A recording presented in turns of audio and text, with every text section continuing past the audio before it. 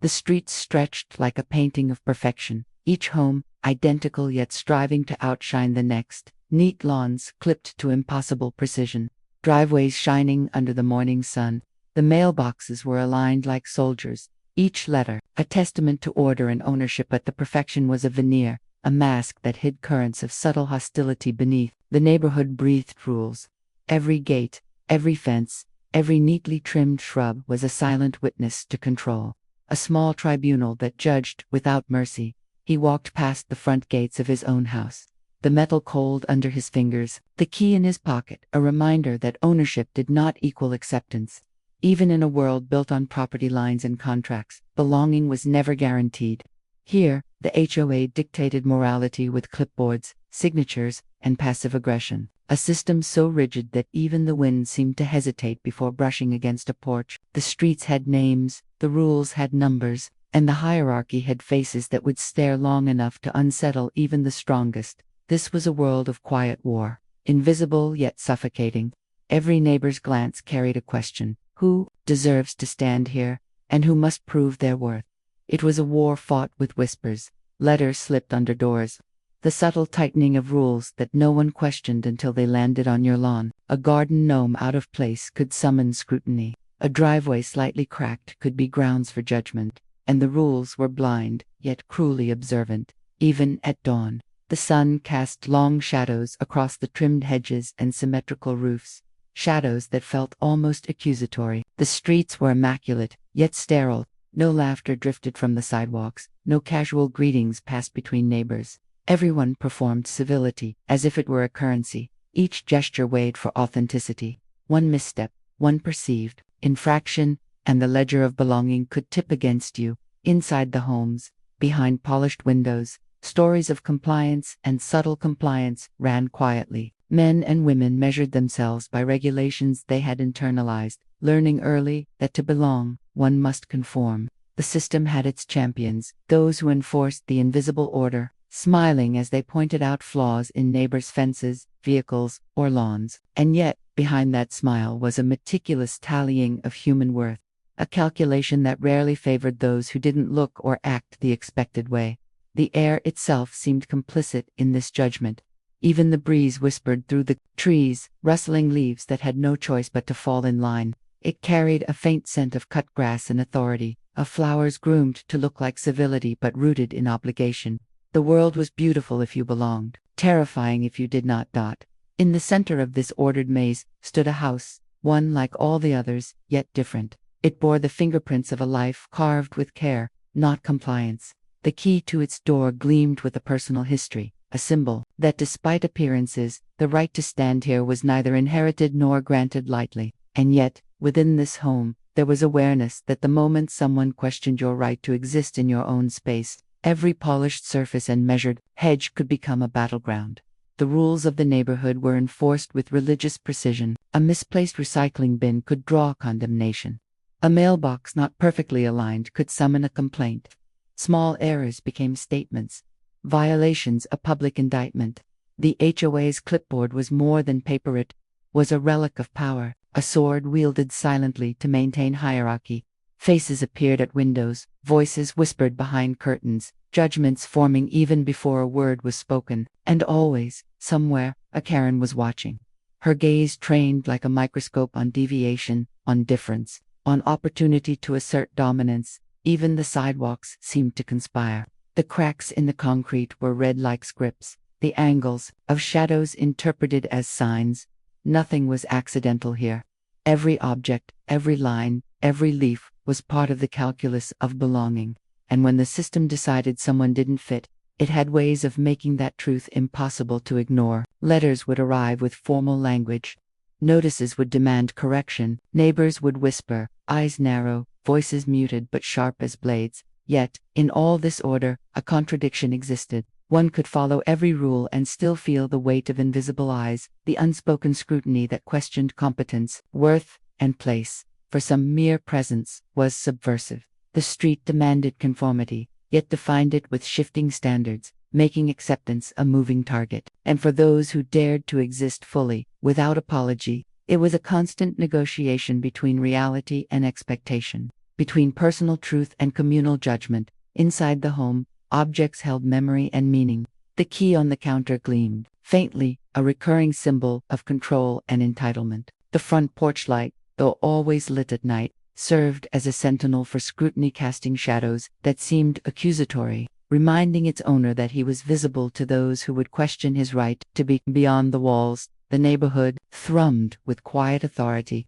each perfectly aligned shrub and street sign a silent arbiter of belonging. But the system was fragile.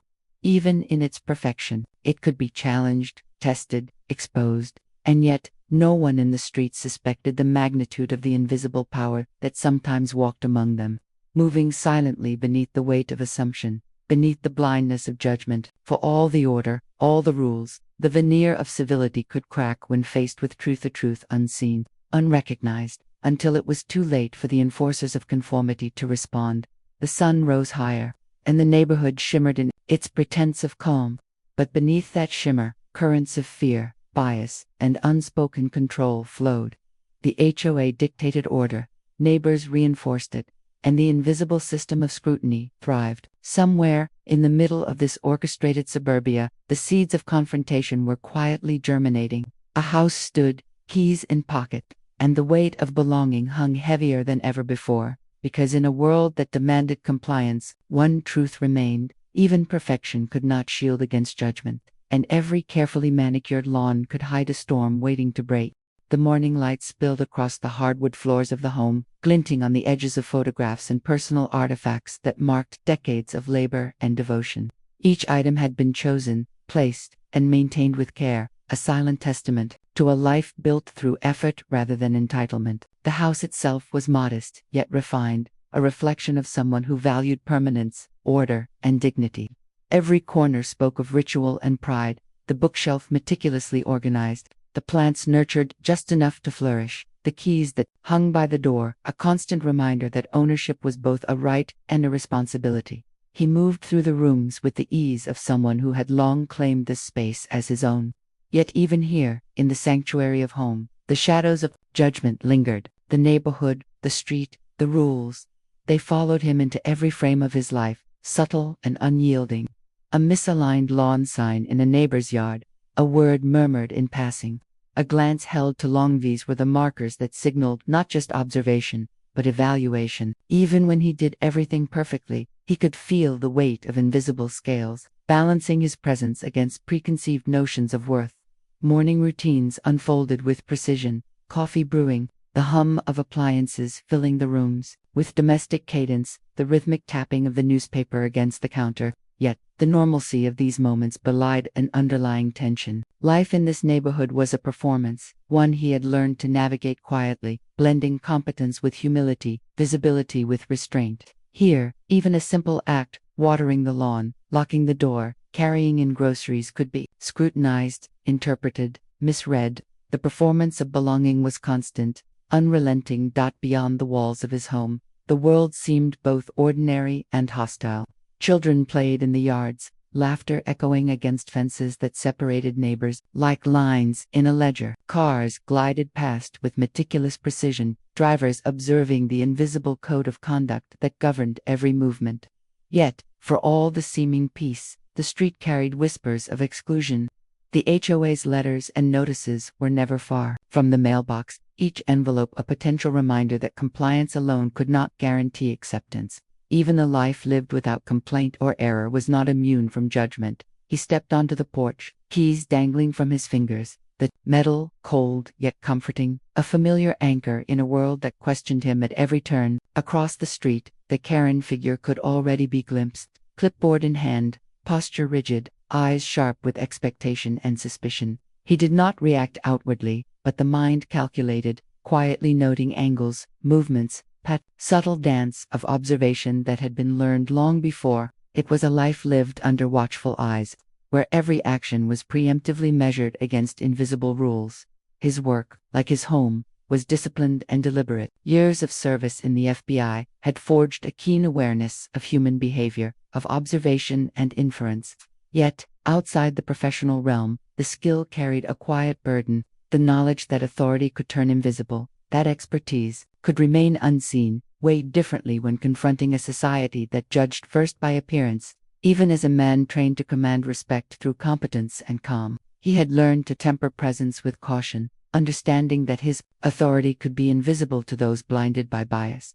Family life added layers of intimacy and vulnerability. Photographs of children and loved ones lined the walls, snapshots of joy and tenderness preserved in frames of polished wood. The laughter and chaos of domestic life offered refuge from the rigid order of the street. Yet even here, anxiety lingered. Every milestone, every accomplishment, was filtered through the lens of a world that could, at any moment, deny its significance. The comfort of home was real, but fragile. The keys on the counter, gleaming faintly in the morning light, served as a recurring symbol, proof of possession, yet not proof of acceptance. Belonging required more than ownership. It demanded endurance under invisible pressure. Subtle microaggressions punctuated daily life, small reminders of the wider system that framed him as other. Neighbors greeted with smiles that did not reach the eyes, offering polite nods while calculating judgment. Conversations paused when he passed, leaving only silence and measured glances. Requests for minor clarifications from the HOA arrived, with a tone heavier than necessity demanded. Bureaucratic language wielded as a tool of assertion. He learned to interpret these signals not with anger, but with patience and strategy, understanding that resistance too early could provoke escalation.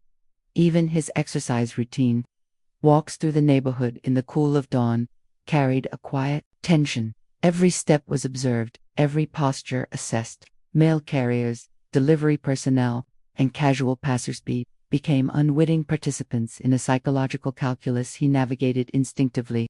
The sidewalk cracks, the alignment of hedges, the tilt of fences, all subtle cues that could amplify suspicion or generate whispers of concern. In this environment, normal activities became performances of propriety, of harmlessness, of invisible competence. Despite the constant surveillance, his internal life remained rich and complex. Hopes, ambitions, and memories intertwined, forming an inner sanctuary resistant to external judgment. Childhood recollections of family, of struggles overcome, of moments when perseverance had been rewarded, anchored him in resilience. Yet the tension between inner strength and outer perception was palpable. Confidence and doubt coexisted in a delicate balance. He was aware, always, that the world outside his walls might not recognize the full measure of his worth. The lawn, meticulously tended, became both a stage and a battleground. Grass cut to perfection, shrubs trimmed to exacting standards, flower beds aligned with geometric precision, all were declarations of presence, of competence, of order. Yet, to the watchful eye of the HOA, these efforts were never purely aesthetic. Every deviation, however minor, could become evidence of transgression, justification for complaint. The tools he used, the methods he employed, the rhythm of maintenance, all became part of the neighborhood's silent ledger, evaluated against a standard he could never fully control. Neighborhood watches, community gatherings, and HOA meetings added layers to the tension. He attended each event with quiet composure, observing dynamics and interactions, noting patterns of favoritism and bias, the subtle exclusion of voices, the polite nods accompanied by thinly veiled judgment, the careful avoidance of eye contact, all spoke of a system that tolerated his presence but did not embrace it. Awareness of these patterns was essential. Engagement required calculation, and every misstep could be magnified. At times, he reflected on the absurdity of the scrutiny, how a man could be evaluated not for deeds or character, but for appearance, for the perceived threat of competence or difference. The irony was never lost. A lifetime of discipline and integrity, yet judged constantly for the mere fact of existing visibly, fully, unapologetically. The house key in his pocket became a talisman, a reminder that while possession was tangible, acceptance remained conditional. Evenings were quieter, yet no less fraught. Lights flickered on in neighboring homes, illuminating perfectly arranged interiors, signaling another cycle of observation and performance. The front porch light of his own house cast long shadows across the walkway, a sentinel that both comforted and exposed. In these shadows, he could imagine the scrutiny, the quiet analysis of neighbors who never spoke directly but whose presence was inescapable. The world of the street, of rules and regulations, of invisible authority, pressed against the boundaries of his sanctuary. And yet, amidst all this, there was pride. In the meticulous order of his home, in the rhythm of routines that affirmed control and capability, there was affirmation.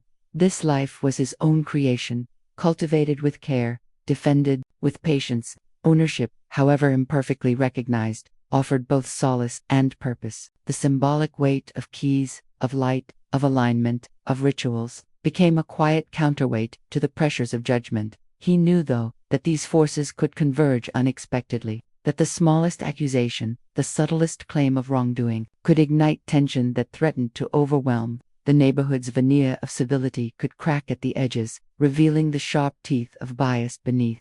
Every glance, every notice, every hushed conversation held potential for escalation. And in such a world, even a life built on discipline and resilience required constant vigilance, for all the care, for all the effort, for all the small victories and symbols of belonging. The truth remained: the street could turn, the system could assert itself, and no amount of perfection could fully shield against the judgment of those who believed themselves arbiters of worth. And in that tension, between right and perception, the seeds of conflict waited quietly, growing unseen, preparing to burst into confrontation.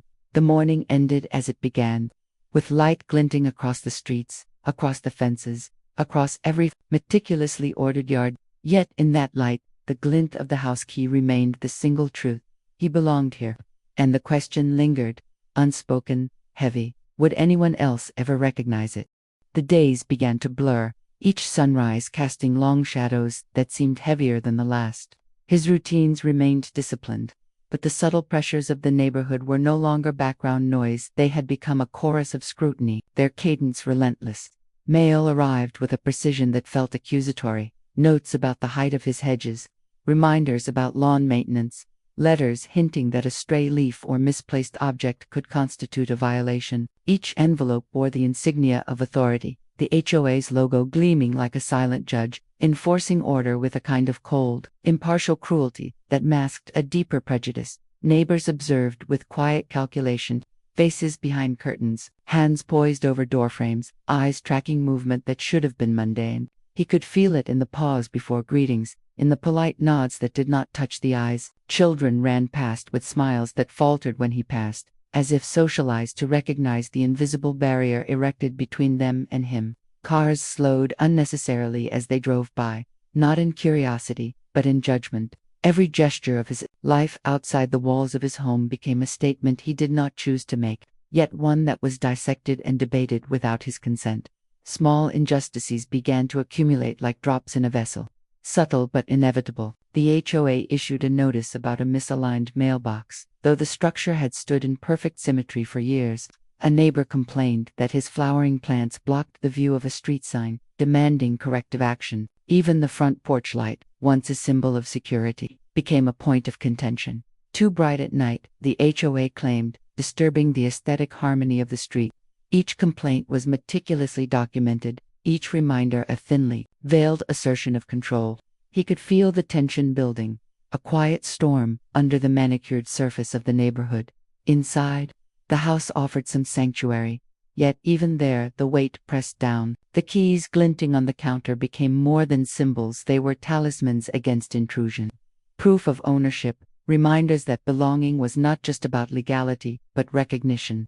The front door's hinges, the angles of the windows, the shine of the hardwood floors, all became measures of legitimacy in a world that questioned his right to exist fully. Every day, he recalibrated himself, walking the fine line between defiance and diplomacy, between visibility and camouflage. The Karen figure, ever vigilant, ever precise, had sharpened her focus. She moved with the quiet authority of someone who believed herself both guardian and judge. Clipboard in hand, she scrutinized the minutiae of property lines, landscaping choices, and movement patterns. Her inspections became frequent, almost ritualistic, each visit a performance that reinforced the system's weight. When she passed, the air seemed to thicken. The sunlight itself felt heavier, as if complicit in the judgment. He did not confront her, but his mind catalogued every action, every angle, every potential escalation. Neighbors, too, began to mimic her scrutiny. Complaints became more common, whispers traveled faster, glances lingered longer. A delivery driver paused unnecessarily, studying the house as if evaluating the legitimacy of its occupancy. Children hesitated on the sidewalks, unsure whether to wave, uncertain whether the presence of a black man in their neighborhood was permissible. The pressure of constant observation pressed against the walls of his home and seeped into the routines of daily life. Each act, each breath, was weighed against a measure he had not chosen but could not escape. Even casual interactions carried tension. When he carried groceries from his car, hands full, nods of acknowledgement were delayed. Smiles carefully measured. Conversations about the weather or local events were layered with unspoken assumptions, questions that probed boundaries while pretending neutrality. Invitations to neighborhood gatherings were scarce, framed in polite language, but underpinned by subtle exclusion. Each slight, each microaggression, carved into the psyche slowly, forming a lattice of unease and anticipation. He began to notice patterns, rhythms in the behavior around him. The HOA inspections always coincided with moments of minor success: a freshly painted fence, a perfectly mowed lawn, a car parked neatly in the driveway. The timing was no accident. It was a ritual of control, a reminder that achievements did not exempt him from judgment. Observations of him became almost ceremonial, performed with a mixture of fascination and condescension. The street had become an arena, and he had learned to navigate its invisible rules with vigilance and patience. Psychologically, the weight grew heavier. Mornings that once offered clarity and purpose now carried tension, a subtle dread that something minor could become significant. Every step outside his door became a negotiation, a silent contract with a society that simultaneously tolerated and rejected him. The symbolism of the key in his pocket was ever present. Ownership existed, but legitimacy was deferred, conditional, perpetually scrutinized. The porch light, the hedges, the alignment of objects all became measures of resilience against invisible opposition. He began documenting incidents quietly, cataloging letters, photos, observations, and patterns. Each complaint, each whispered judgment, each unspoken rule was logged in careful detail, forming a record not only for practical purposes but as a psychological anchor. This record offered a sense of control amidst chaos, a framework within which he could strategize and endure. It was a quiet rebellion, a refusal to internalize the system's arbitrary hierarchy fully. Even as it pressed relentlessly against him, tensions escalated visibly when neighbors began to question mundane activities. A friend visiting for coffee was met with side glances and whispered concern. Why would someone unfamiliar be allowed in this neighborhood? The simple act of hosting a guest became an implicit violation, a test of boundaries established by social bias rather than law. Packages delivered to the front door were occasionally delayed, misrouted, or questioned. Even the presence of a gardener maintaining the lawn drew scrutiny, the HOA questioning credentials and hours of work. Every act of normal life was as a potential threat, a challenge to the neighborhood's unspoken hierarchy. The Karen figure grew bolder. She began timing her inspections with precision, often arriving when the man was visible from the street, ensuring witnesses. Clipboard in hand, she circled the property, measuring angles, counting objects, noting minor deviations. Her demeanor was calm but authoritative, the subtle assertion of control, a performance meant to dominate not just space, but perception. He observed her movements quietly, internalizing patterns, planning for moments that could escalate beyond surveillance into confrontation. The cumulative weight of these interactions began to erode patience. Internal reflections became longer, heavier, circling around a single unspoken truth. No matter how disciplined or capable, he could be reduced to a trespasser in the eyes of the neighborhood. The injustice was compounded by its subtlety. There was no overt accusation yet that would allow confrontation. Only a pervasive sense of evaluation that questioned the legitimacy of existence. Every smile withheld, every nod delayed, every comment carefully phrased, served as a reminder that belonging was conditional. One afternoon, as he watered the flower beds and checked the alignment of shrubs, a neighbor emerged, ostensibly to discuss a minor zoning question. The conversation was polite in tone but loaded with judgment. Every comment, every question, was layered with insinuation. As though a perfectly maintained lawn, a well-kept driveway, and visible competence could not be disentangled from suspicion. The man listened, silent, documenting, internalizing. The encounter left him shaken, not in fear of direct harm, but in recognition of the subtle power dynamics at play. Even his family sensed the tension. Dinners were quieter, conversations more measured.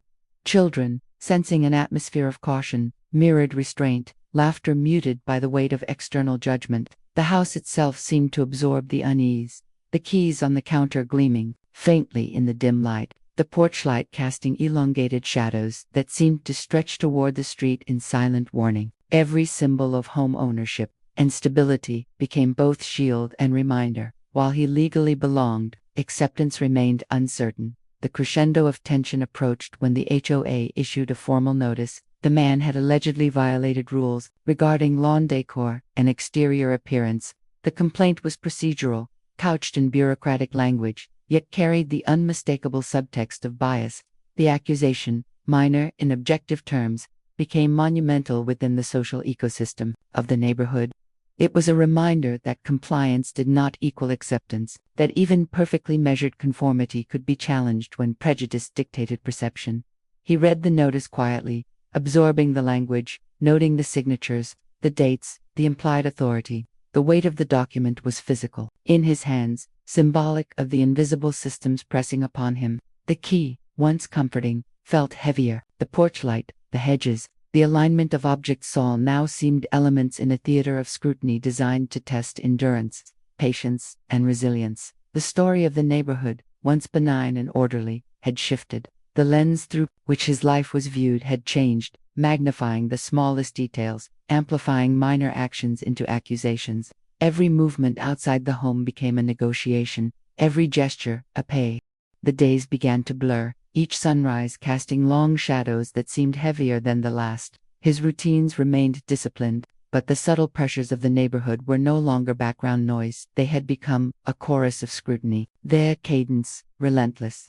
Mail arrived with a precision that felt accusatory, notes about the height of his hedges, reminders about lawn maintenance, letters hinting that a stray leaf or misplaced object could constitute a violation. Each envelope bore the insignia of authority, the HOA's logo gleaming like a silent judge, enforcing order with a kind of cold, impartial cruelty that masked a deeper prejudice. Neighbors observed with quiet calculation, faces behind curtains, hands poised over door frames, eyes tracking movement that should have been mundane. He could feel it in the pause before greetings, in the polite nods that did not touch the eyes. Children ran past with smiles that faltered when he passed, as if socialized to recognize the invisible barrier erected between them and him. Cars slowed unnecessarily as they drove by, not in curiosity, but in judgment. Every gesture of his life outside the walls of his home became a statement he did not choose to make, yet one that was dissected and debated without his consent. Small injustices began to accumulate like drops in a vessel. Subtle but inevitable. The HOA issued a notice about a misaligned mailbox, though the structure had stood in perfect symmetry for years. A neighbor complained that his flowering plants blocked the view of a street sign, demanding corrective action. Even the front porch light, once a symbol of security, became a point of contention. Too bright at night, the HOA claimed, disturbing the aesthetic harmony of the street. Each complaint was meticulously documented, each reminder a thinly veiled assertion of control. He could feel the tension building, a quiet storm, under the manicured surface of the neighborhood. Inside, the house offered some sanctuary, yet even there, the weight pressed down. The keys glinting on the counter became more than symbols. They were talismans against intrusion, proof of ownership, reminders that belonging was not just about legality but recognition. The front door's hinges, the angles of the windows, the shine of the hardwood floors, all became measures of legitimacy in a world that questioned his right to exist fully. Every day, he recalibrated himself, walking the fine line between defiance and diplomacy, between visibility and camouflage. The Karen figure, ever vigilant, ever precise, had sharpened her focus. She moved with the quiet authority of someone who believed herself both guardian and judge. Clipboard in hand, she scrutinized the minutiae of property lines, landscaping choices, and movement patterns. Her inspections became frequent, almost ritualistic, each visit a performance that reinforced the system's weight. When she passed, the air seemed to thicken. The sunlight itself felt heavier, as if complicit in the judgment. He did not confront her, but his mind catalogued every action, every angle, every potential escalation. Neighbors, too, began to mimic her scrutiny. Complaints became more common, whispers traveled faster, glances lingered longer. A delivery driver paused unnecessarily, studying the house, as if evaluating the legitimacy of its occupancy. Children hesitated on the sidewalks, unsure whether to wave, uncertain whether the presence of a black man in their neighborhood was permissible. The pressure of constant observation pressed against the walls of his home and seeped into the routines of daily life. Each act, each breath, was weighed against a measure he had not chosen but could not escape. Even casual interactions carried tension. When he carried groceries from his car, hands full, nods of acknowledgement were delayed, smiles carefully measured. Conversations about the weather or local events were layered with unspoken assumptions, questions that probed boundaries while pretending neutrality. Invitations to neighborhood gatherings were scarce, framed in polite language but underpinned by subtle exclusion. Each slight, each microaggression, carved into the psyche slowly, forming a lattice of unease and anticipation. He began to notice patterns, rhythms in the behavior around him. The HOA inspections always coincided with moments of minor success: a freshly painted fence, a perfectly mowed lawn, a car parked neatly in the driveway. The timing was no accident. It was a ritual of control, a reminder that achievements did not exempt him from judgment. Observations of him became almost ceremonial, performed with a mixture of fascination and condescension. The street had become an arena, and he had learned to navigate its invisible rules with vigilance and patience. Psychologically, the weight grew heavier. Mornings that once offered clarity and purpose now carried tension. A subtle dread that something minor could become significant. Every step outside his door became a negotiation, a silent contract with a society that simultaneously tolerated and rejected him. The symbolism of the key in his pocket was ever present. Ownership existed, but legitimacy was deferred, conditional, perpetually scrutinized. The porch light, the hedges, the alignment of object soul became measures of resilience against invisible opposition. He began documenting incidents quietly, cataloging letters, photos, observations, and patterns. Each complaint, each whispered judgment, each unspoken rule was logged in careful detail, forming a record not only for practical purposes but as a psychological anchor. This record offered a sense of control amidst chaos, a framework within which he could strategize and endure. It was a quiet rebellion, a refusal to internalize the system's arbitrary hierarchy fully, even as it pressed relentlessly against him. Tensions escalated visibly when neighbors began to question mundane activities. A friend visiting for coffee was met with side glances and whispered concern. Why would someone unfamiliar be allowed in this neighborhood? The simple act of hosting a guest became an implicit violation, a test of boundaries established by social bias rather than law. Packages delivered to the front door were occasionally delayed, misrouted, or questioned. Even the presence of a gardener maintaining the lawn drew scrutiny, the HOA questioning credentials and hours of work. Every act of normal life was reframed as a potential threat, a challenge to the neighborhood's unspoken hierarchy. The Karen figure grew bolder. She began timing her inspections with precision, often arriving when the man was visible from the street. Ensuring witnesses, clipboard in hand, she circled the property, measuring angles, counting objects, noting minor deviations. Her demeanor was calm but authoritative. The subtle assertion of control, a performance meant to dominate not just space, but perception. He observed her movements quietly, internalizing patterns, planning for moments that could escalate beyond surveillance into confrontation. The cumulative weight of these interactions began to erode patience. Internal reflections became longer, heavier, circling around a single, unspoken truth. No matter how disciplined or capable, he could be reduced to a trespasser in the eyes of the neighborhood. The injustice was compounded by its subtlety. There was no overt accusation yet that would allow confrontation, only a pervasive sense of evaluation that questioned the legitimacy of existence. Every smile withheld, every nod delayed, every comment carefully phrased, served as a reminder that belonging was conditional. One afternoon, as he watered the flower beds and checked the alignment of shrubs, a neighbor emerged, ostensibly to discuss a minor zoning question. The conversation was polite in tone but loaded with judgment. Every comment, every question, was layered with insinuation, as though a perfectly maintained lawn, a well-kept driveway, and visible competence could not be disentangled from suspicion. The man listened, silent, documenting, internalizing. The encounter left him shaken, not in fear of direct harm, but in recognition of the subtle power dynamics at play. Even his family sensed the tension. Dinners were quieter, conversations more measured. Children, sensing an atmosphere of caution, mirrored restraint, laughter muted by the weight of external judgment. The house itself seemed to absorb the unease, the keys on the counter gleaming faintly in the dim light, the porch light casting elongated shadows that seemed to stretch toward the street in silent warning. Every symbol of home, ownership, and stability became both shield and reminder. While he legally belonged, acceptance remained uncertain. The crescendo of tension approached when the HOA issued a formal notice. The man had allegedly violated rules regarding lawn decor and exterior appearance. The complaint was procedural, couched in bureaucratic language, yet carried the unmistakable subtext of bias. The accusation, minor in objective terms, became monumental within the social ecosystem of the neighborhood. It was a reminder that compliance did not equal acceptance, that even perfectly measured conformity could be challenged when prejudice dictated perception. He read the notice quietly, absorbing the language, noting the signatures, the dates, the implied authority. The weight of the document was physical. In his hands, symbolic of the invisible systems pressing upon him, the key, once comforting, felt heavier. The porch light, the hedges, the alignment of objects all, now seemed elements in a theater of scrutiny designed to test endurance, patience, and resilience. The story of the neighborhood, once benign and orderly, had shifted. The lens through which his life was viewed had changed, magnifying the smallest details, amplifying minor actions into accusations. Every movement outside the home became a negotiation, every gesture a performance. The street, the neighbors, the HOA all had become actors in a drama where perception ruled over fact, and where bias could transform ownership into alleged trespass. He paused on the porch one evening.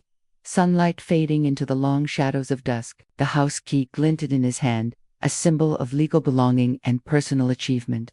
Across the street, the Karen figure lingered, clipboard poised, eyes fixed with a precision that felt almost surgical.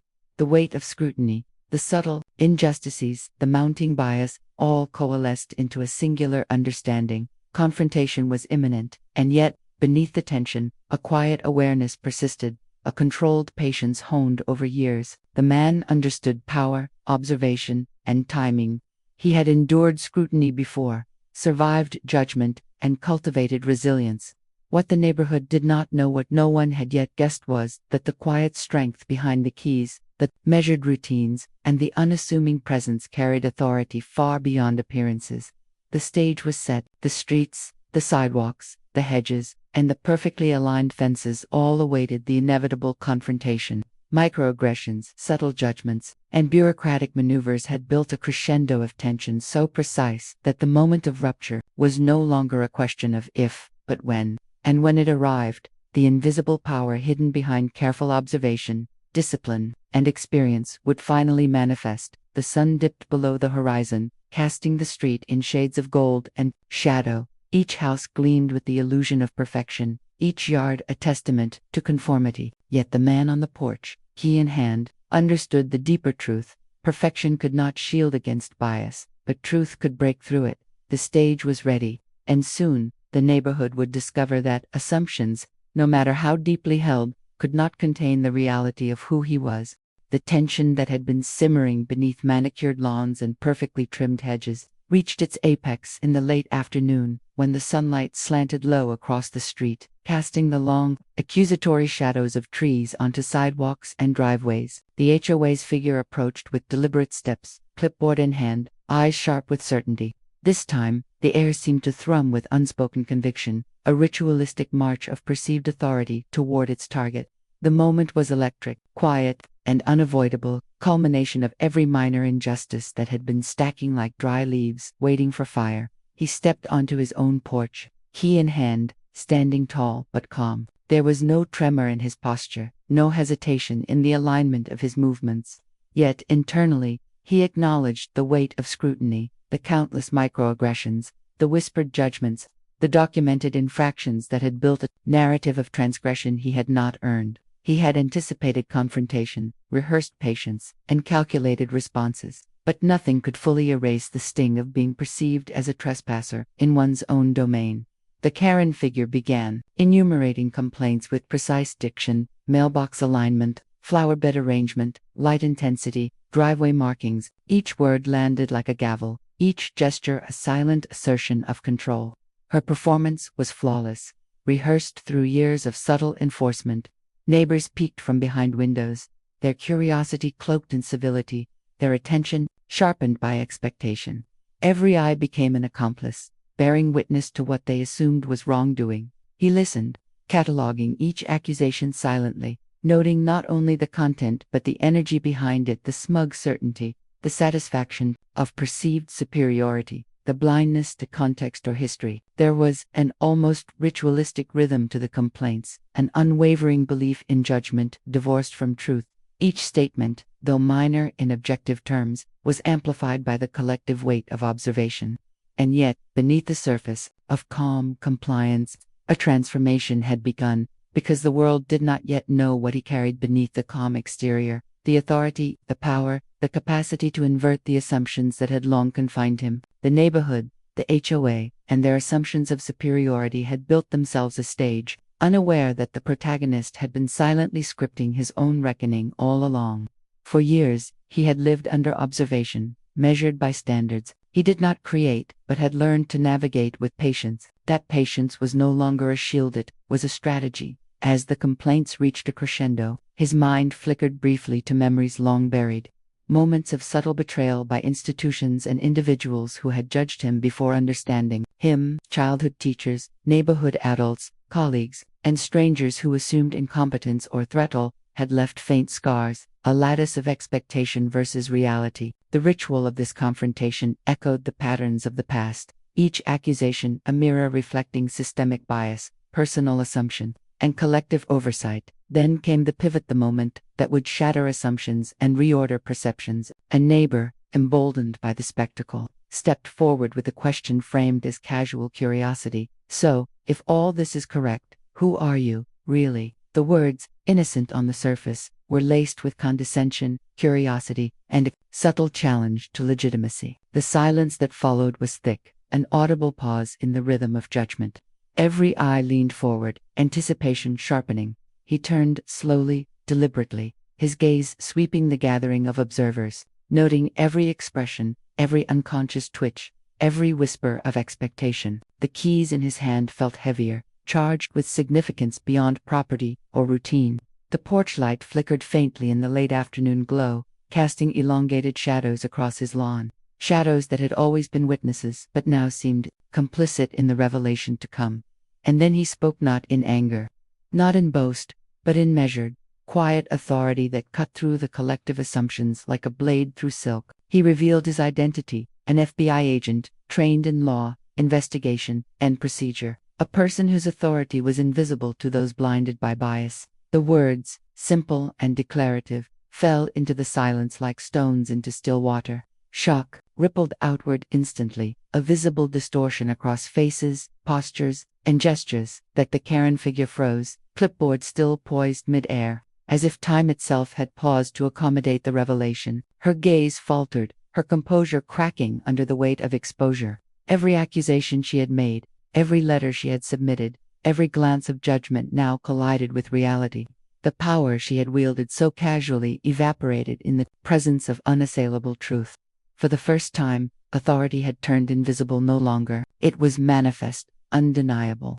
And outside her capacity to control, neighbors murmured among themselves, their whispers now tinged with confusion, disbelief, and the faintest flickers of guilt. The narrative they had been so eager to trespass, of transgression, of assumed inferiority crumbled. Every subtle judgment, every withheld nod, every whispered assessment was suddenly a mirror reflecting their own biases, their own reliance on perception over reality. The street that had seemed so ordered now felt unsteady, its veneer of civility peeling away under the light of truth. Even as the revelation sank in, he maintained calm, controlling presence, every gesture measured, every glance deliberate. There was no need for confrontation beyond the truth itself.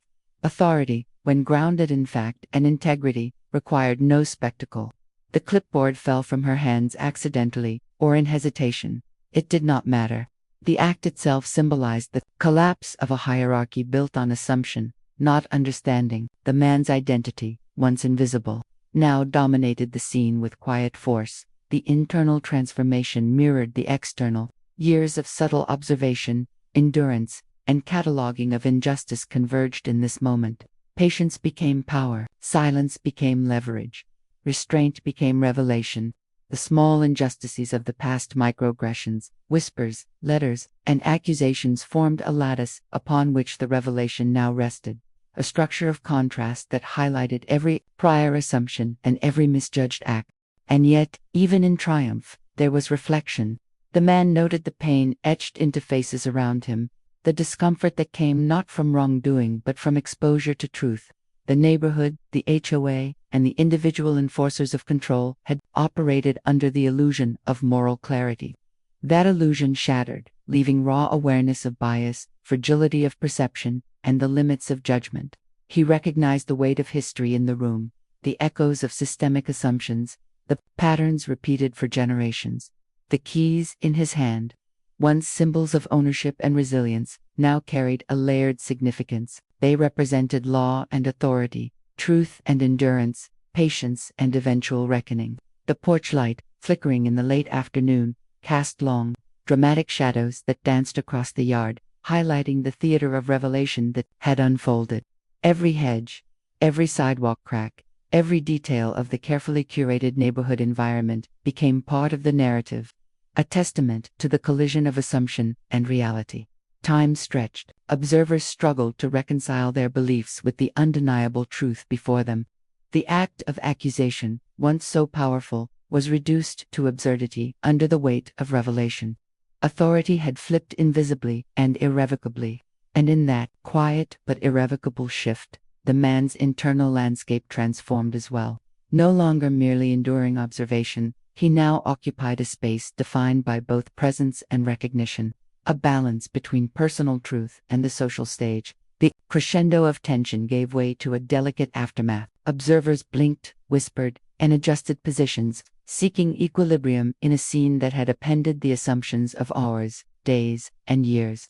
The HOA figure, exposed and diminished, struggled to reconcile intent with consequence. Every accusation, every letter, every performance of authority was reframed in light of undeniable fact. Judgment, previously wielded casually, now collided with reality in a moment of poetic, silent justice. That the man's presence remained calm, measured, unwavering. The street, the sidewalks, the perfectly aligned hedges, all that had once formed the theater of scrutiny, now bore witness to the invisible structures of power and truth. The narrative had shifted, but the psychological tension lingered, palpable, in the air. The midpoint twist had arrived, assumption had been confronted, authority had been inverted, and the delicate equilibrium of neighborhood hierarchy now hung, suspended, fragile and uncertain. As evening approached, the shadows lengthened. The porch light glimmered faintly, and the keys in his hand reflected the fading sun. The man stepped back into his home, every movement deliberate, signaling that while the confrontation had shifted dynamics externally, the internal terrain, resilience, vigilance, awareness remained his domain. He had endured, catalogued, and waited. Now, with revelation achieved, the narrative was no longer about compliance. It was about acknowledgement, about the recognition of truth in a world constructed to ignore it. The neighborhood would not soon forget this moment. The spectacle, quiet yet devastating, left an imprint far deeper than the surface events. The shift was irreversible.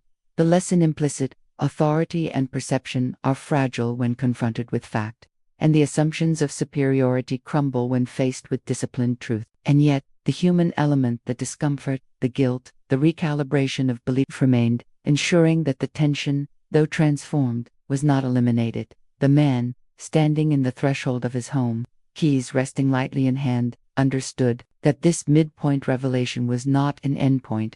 The story, like the shadows across the street, was still unfolding, but for the first time, he occupied a position of undeniable agency, a space where his endurance, intelligence, and authority could operate freely against the currents of bias.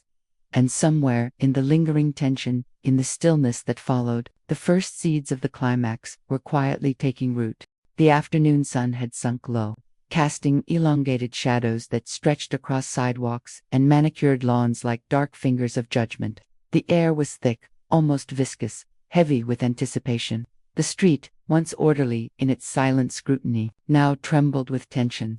Every hedge, every mailbox, every crack in the pavement seemed to vibrate with the unspoken knowledge that today was different. The rules, the letters, the whispered judgments all had coalesced into a singular moment of reckoning.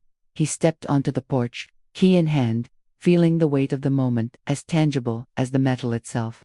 The neighborhood was awake, observing, from behind windows, doorways, and fences. The HOA figure, clipboard clutched tightly, her posture rigid, approached again, but this time, the dance of observation and accusation had shifted. Her authority no longer rested unchallenged. Every step she took carried the tension of exposure, of impending accountability. The murmurs of neighbors rippled outward like water over stones. They had witnessed the revelation, the truth that he was more than an ordinary resident, but the culmination had yet to arrive. Questions hung in the air, heavy and unspoken. How could this be? What right did he hold that they had failed to see? Their assumptions, carefully nurtured over months, were crumbling, leaving them exposed and uncertain. The man did not rush. His movements were deliberate, almost ritualistic, a slow choreography that commanded presence without aggression. Each gesture, each glance, was measured, projecting authority born of years of discipline, observation, and endurance. The keys, in his hand, once symbols of ownership, now glinted with layered meaning: power, legitimacy, resilience. The porch light flickered faintly, as if acknowledging the shift, casting shadows that danced like witnesses to the unfolding confrontation. She spoke first, her voice sharp but trembling. Procedural objections, thinly veiled accusations, the familiar litany of rules and violations. But there was no bite to the words. They hung in the air like empty shells, lacking the force they once commanded. His calm, measured presence made her authority seem absurd, fragile, and performative. Every neighbor who had once observed with expectation now watched in suspended disbelief, caught between loyalty to assumed norms and the undeniable reality before them. The confrontation escalated subtly but decisively. The Karen figure attempted to assert control, physically stepping closer, gesturing toward the lawn, waving the clipboard as if its mere presence could compel compliance.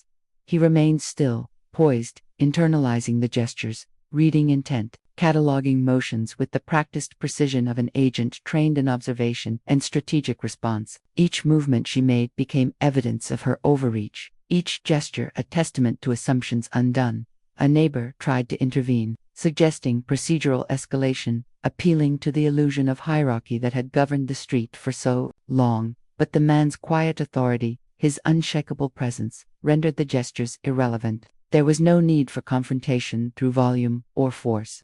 The truth, finely visible, carried its own weight. The atmosphere thickened, every breath heavy with anticipation, every heartbeat a metronome of impending resolution. As the HOA figure faltered, the tension between perception and reality reached a breaking point. She hesitated, her clipboard lowering slightly, her eyes flicking nervously to the crowd of neighbors whose gazes had shifted from curiosity to uncertainty. Every accusation she had made, every whispered judgment, every letter filed and observed, now appeared as fragile constructs built on assumption rather than truth. The performance of authority cracked under the scrutiny of someone who had long endured and observed the same dynamics quietly. The pivotal moment arrived with silence.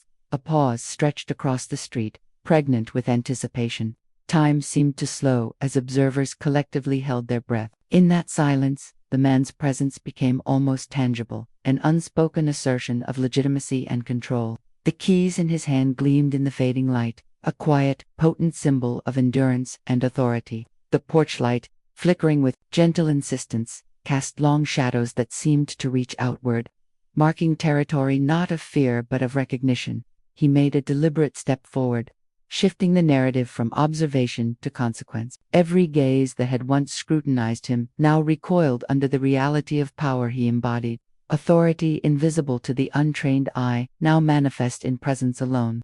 The street, with its rows of identical homes, its manicured lawns, and its silent judgment, became a stage where truth, resilience, and legitimacy converged. The confrontation reached its emotional apex as she realized, finally, that her authority could not touch him. The letters, the notes, the complaints, they were inert now, paper without power, rules without enforcement. The neighborhood, conditioned to accept her scrutiny as final, confronted the reality that their assumptions were flawed. That perception had masked reality for too long. Shock and confusion rippled outward, a wave of collective realization that was almost tactile. The man's inner landscape mirrored the external drama. Years of subtle observation, endurance, and documentation had prepared him for this crescendo. Every microaggression, every slight, every whispered judgment, every unjust letter had been logged and internalized. Patience had transformed into strategic power. Restraint had become methodical control. The culmination of these moments manifested now, as the neighborhood and its enforcers confronted the immutable truth. His authority was not contingent on their perception. Even as the tension reached its peak, he maintained measured composure. There were no outbursts, no dramatic gestures, no need for confrontation beyond the presence and recognition of truth. Authority had flipped invisibly and irrevocably. The contrast between past injustice and present acknowledgement created a psychological shockwave that reverberated through the gathering. Every eye, previously confident in judging, now reflected uncertainty, doubt, and the faintest flicker of remorse. The climax solidified further when procedural boundaries were challenged. The Karen figure attempted to reclaim control, citing regulations, HOA bylaws, and neighborhood rules.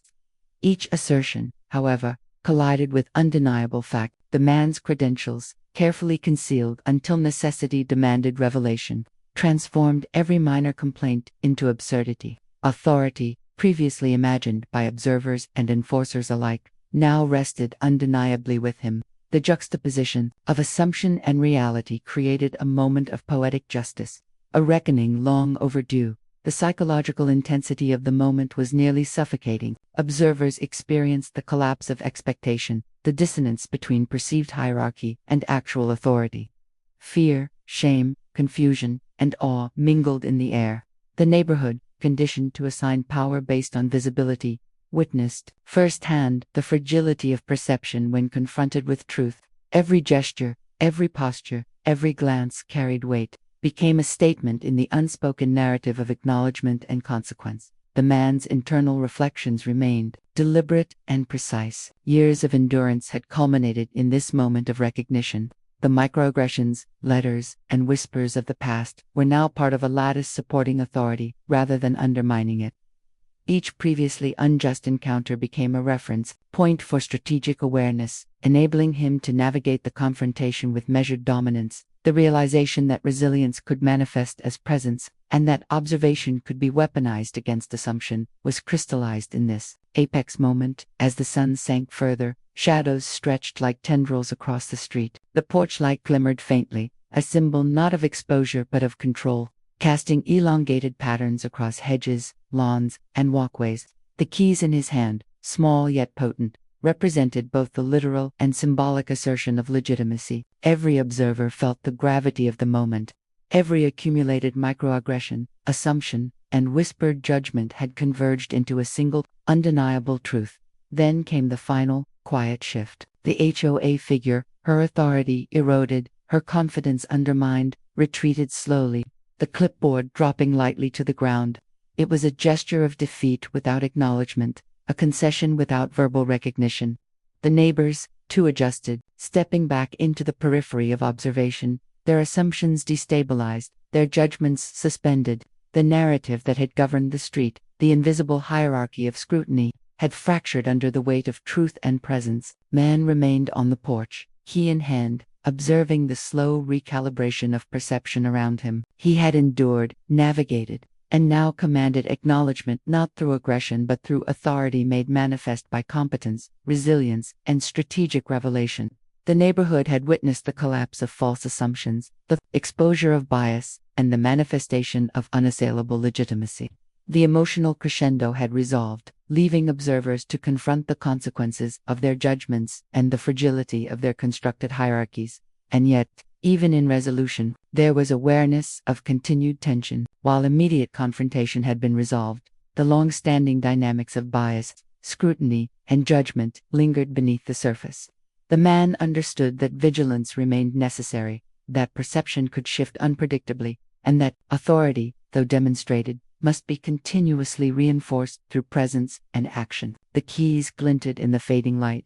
porch light casting shadows that danced like sentinels, and the street, while quieting, held the memory of the confrontation. He stepped back inside, closing the door deliberately, the finality of action mirrored in the click of the lock. The letters, the microaggressions, the scrutiny all now framed within the context of undeniable truth.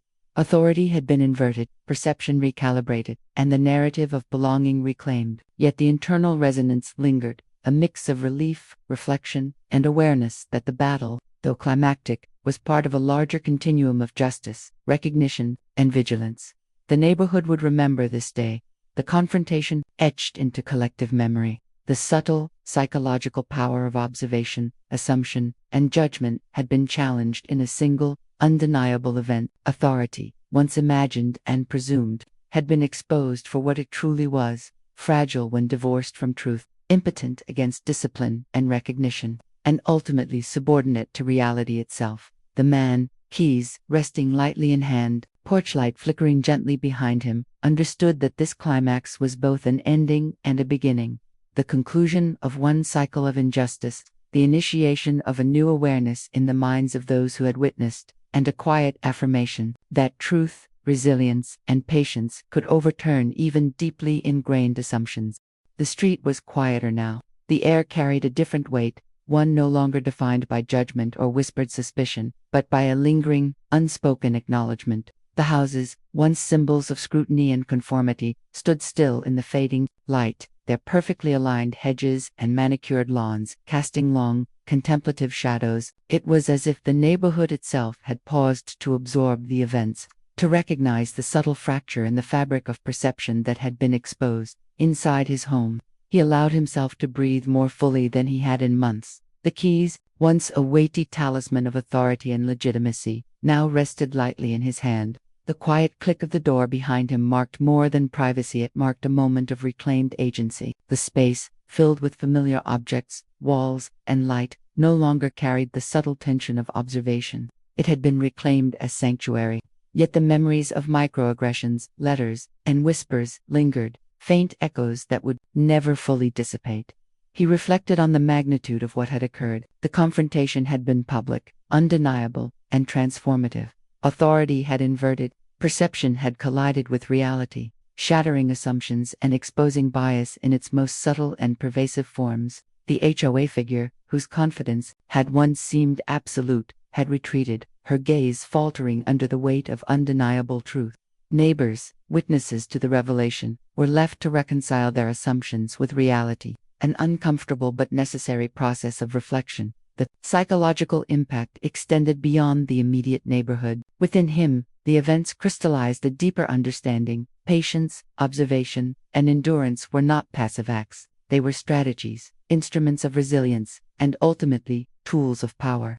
Every slight, every whisper, every note of judgment had been catalogued, not merely endured. Each microaggression had become data, a map of perception and bias that allowed him to navigate, anticipate, and ultimately reclaim authority on his own terms. Yet the resolution was not solely personal. The street itself had changed in subtle ways. Conversations between neighbors now carried a tentative respect, cautious acknowledgement that assumptions could be wrong, and that authority could exist invisibly until revealed. Children, who had once hesitated or recoiled at his presence, now observed with curiosity, tempered by recognition. The invisible barrier of prejudice cracked, but not wholly gone. Even the most cautious residents, once quick to judge, now approached interactions with awareness, if not humility.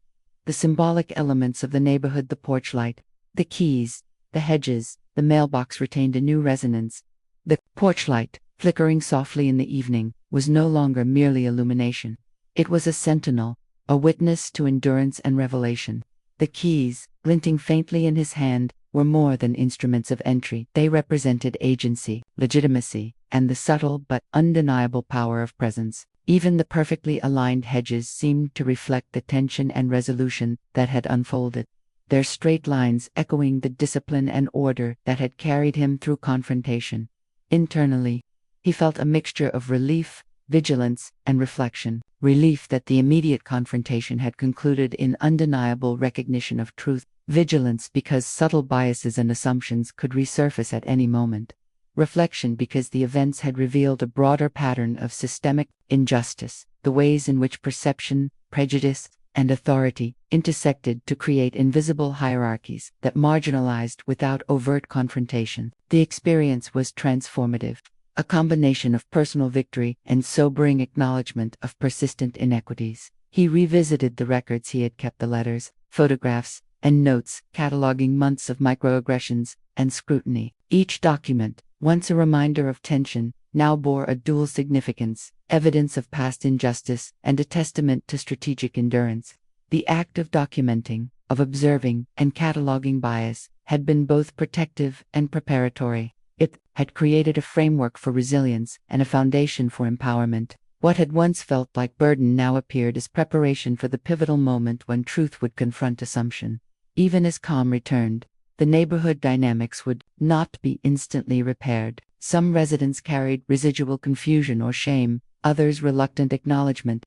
The HOA figure's retreat had been visible, yet silent in unspoken concession. The balance of authority in the neighborhood had shifted, yet the awareness that biases and assumptions could linger required continued observation and measured engagement. Change, while achieved in the moment of revelation, remained ongoing. A careful negotiation between recognition and action.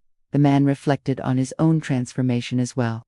The confrontation had crystallized an understanding that endurance, observation, and strategic patience were forms of agency often overlooked by those who wield authority superficially. His identity, previously marginalized or misunderstood, had been revealed in a context that demanded acknowledgement. The intersection of personal resilience and societal assumptions had created a moment of poetic justice, a space where truth and preparation could dismantle preconceived hierarchies. The quiet of the evening offered room for contemplation.